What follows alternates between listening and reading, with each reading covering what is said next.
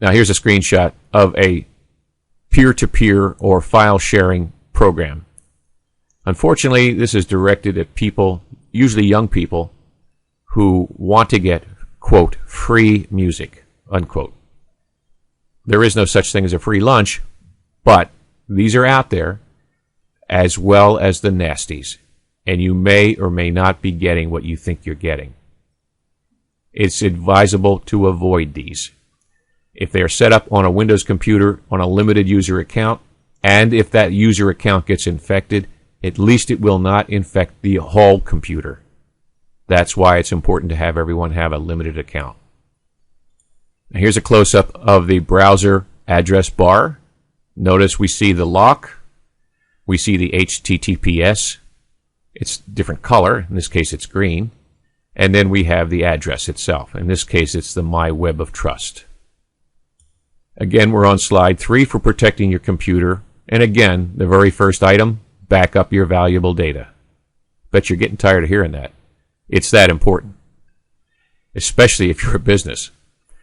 If you use your computer for critical activities such as shopping online or banking and paying bills, or maybe even checking your 401k account, make sure you use a strong password to access these sites. This password is going to be one of those situations where you don't want that to get into the hands of someone else. How could that happen? 2 ways. Either because your system got compromised and they now have control of your data without you knowing about it, or someone sits down at your computer and you have a post-it note stuck on there that says, oh, here's my banking information. No, don't do that. Unfortunately, passwords are one of those kinds of animals that require, well, they're complex. Let's look at a couple. You want your password to be between 8 and 12 characters. Just remember, longer is better. And they should contain a mixture of upper and lowercase letters, numbers, and symbols. Well, that's easy to say, but can you remember all that? You should not use the same password on all of these special sites. You should use an individual password for each one. Here's an example of a password. And as you can see, it's a rather long password. It's 12 characters, and there's no way people are going to guess that. That's just virtually uncrackable. Unfortunately, it's virtually unable to be memorized. This is not something that, well, you're going to have to figure out a way to do that. We'll be discussing a presentation just dedicated to passwords. And until something better comes along, we're going to have to face the reality that passwords can be guessed. Passwords can be guessed by software in computers. Passwords, if they're long enough and mixed properly, are virtually uncrackable, unless you're the NSA. As you can see, here's an example of one that's somebody used a person's name and some numbers. Believe it or not, that is easily broken. That is a weak password. Still on how can I protect my computer? Again, number 1, back up your valuable data.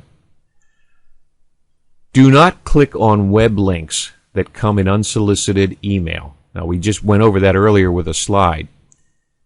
What I didn't mention is, even if it's from a friend or family person, unless you can verify that it truly did come from them. What do I mean by that? Some viruses can get onto persons' computers without them knowing about it because they don't have the antivirus software, or it's out of date, or it's not updated, or they're not updating their operating system. And that just happens to be a good friend of yours. Because of that, the software, the nasty software, the malware, hijacked their email addresses. And it has an email server built into it. So what does it do? It takes the email addresses from their address book and sends out an email to everyone that's in that address book, including you, and says, in a note or message, found this really great site, good restaurant, click here and gets the information. Well, you see it's from your friend, you trust your friend, you click on the link. You've now become part of the chain of distribution. What can you do in a case like this? As I mentioned earlier, when in doubt, don't click a link. I personally make sure that the people I deal with on a close basis, friends and family, I make sure that they're aware of these situations. But I might even pick up the phone and call them and say, hey, did you just send me an email? Oh, no, I didn't. That does two things. You just verified that they didn't send it, number one, or at least without their knowledge. And number two, they're probably infected. And then you should tell them about that. Do not open any file attachments in your email. And this is another one. Your friend sends you an email. There's an attachment to it. It says, great picture of the baseball game last night. And it's from your friend's address. So you click on the baseball picture. Turns out it's not a picture. Turns out it's a program. You've now just infected your computer. What should you do? The same thing, perhaps. Maybe don't click on a link. Don't click on a download file that's attached to your email unless you can verify it. Beware of those phishing attacks. These phishing attacks where you have these screens that look like they're from the FBI, the IRS, or your bank, or someplace where you have an account. You just happen to have an account at Citibank, and they send you a Citibank-looking type screen, and you can't verify their address. This is a phishing attack. You will be compromised. If you're not sure, think about it. If it's for example, the government's not going to send you an email. They're going to send you snail mail, or they're going to pick up the phone and call you.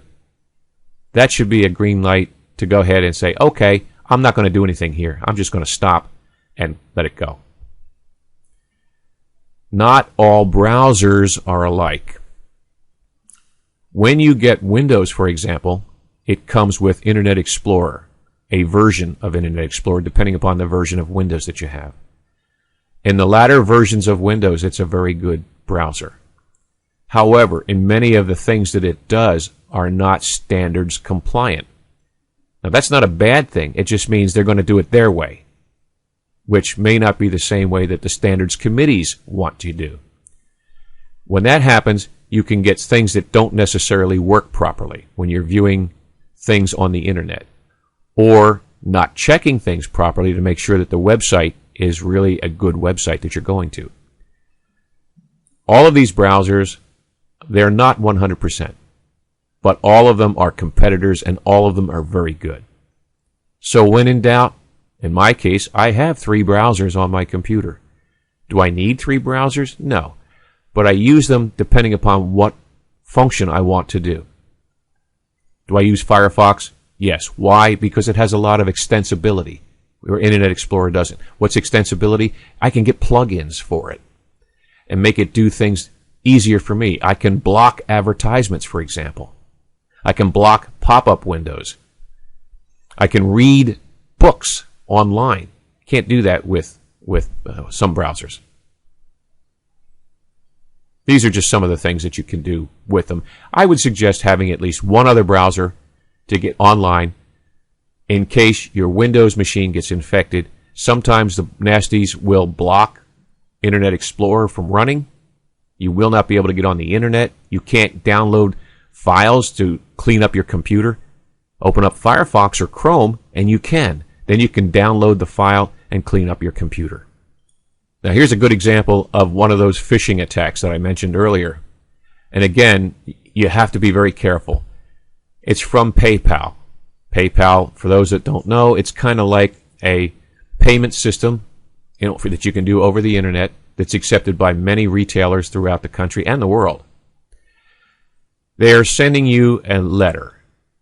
It says that your PayPal account will expire soon. They want you to log on, you update your credit card information, and click Save. Click here to log into your PayPal account. Now, normally, you would say, oh, okay, I'll just do that. And it should open up PayPal, and then I should be able to do the things I need to do.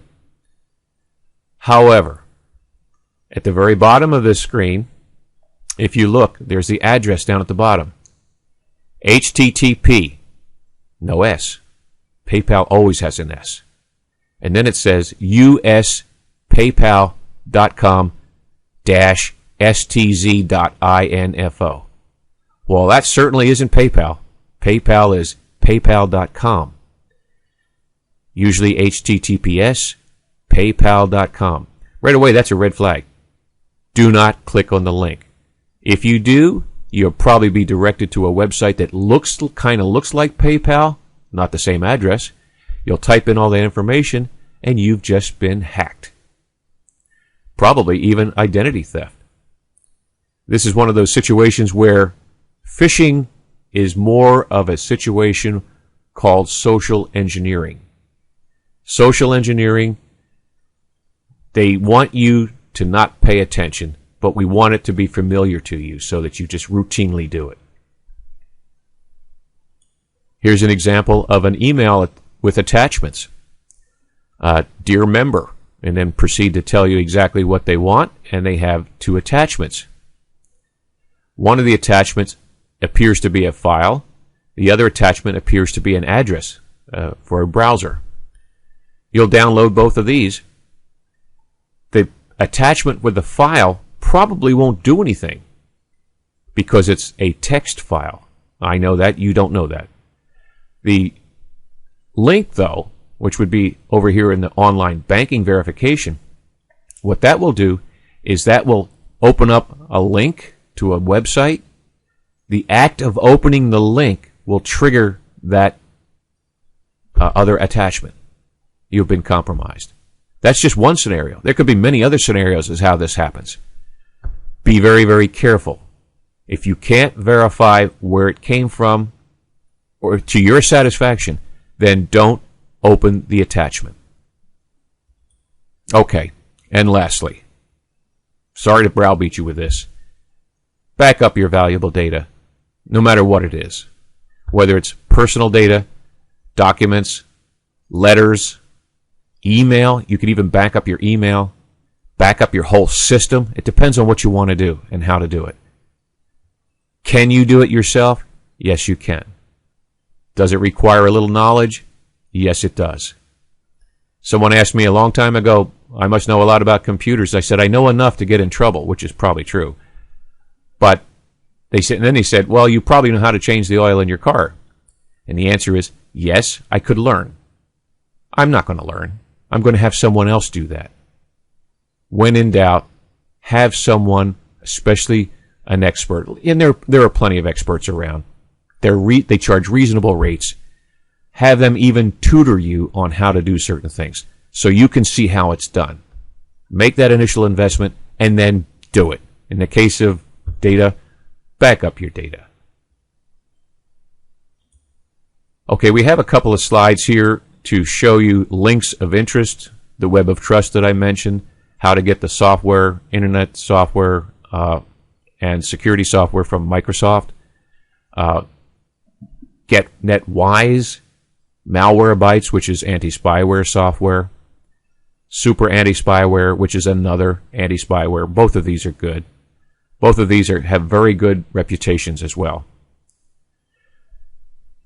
And, of course, browsers, Firefox and Chrome. Chrome is the one produced by Google. Well, that concludes this presentation. In future presentations, we will be going into a little more technical detail with actual screenshots and actual videos of how to install certain pieces of software. For example, how to install anti-spyware software, how to install antivirus software. We'll be going over those in a little more detail. We will try to keep the technical speak to a minimum. It's better to show you than to tell you. Have a good day.